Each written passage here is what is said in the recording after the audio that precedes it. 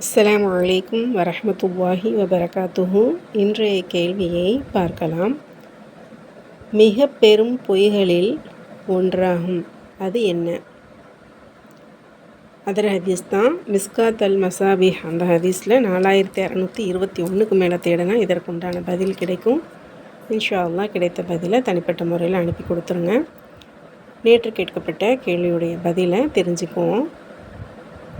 மக்களில் சிறந்த மூவர் கற்பர்களாக இருந்தனர். அவர்கள் யார் யார்? 34 வசனங்களை கொண்ட அத்தியாயத்தில் 10வது வசனத்துக்கு மேலே தஃப்சீர் இப்னு கஸீரில் தேட சொல்லி குழு கொடுத்துருந்தோம். மாஷா அல்லாஹ் சரியான பதில் நிறைய சகோதரிகள் அழகான முறையில் அனுப்பி வச்சுருந்தாங்க. அல்லாஹ் நம்ம அனைவருடைய கல்வி அறிவையும் மென்மேலும் அதிகப்படுத்தி தருவானாக, ஆமீன்.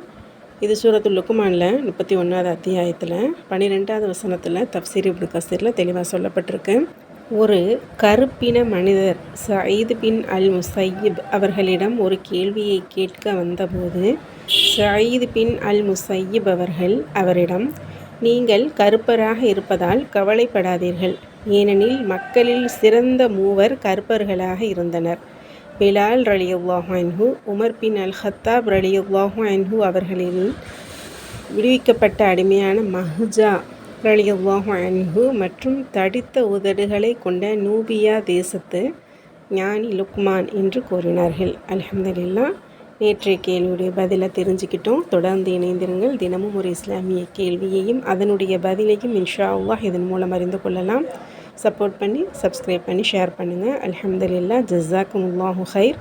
அஸ்ஸலாமு அலைக்கும் வரஹ்மத்துல்லாஹி வபரகாத்துஹு.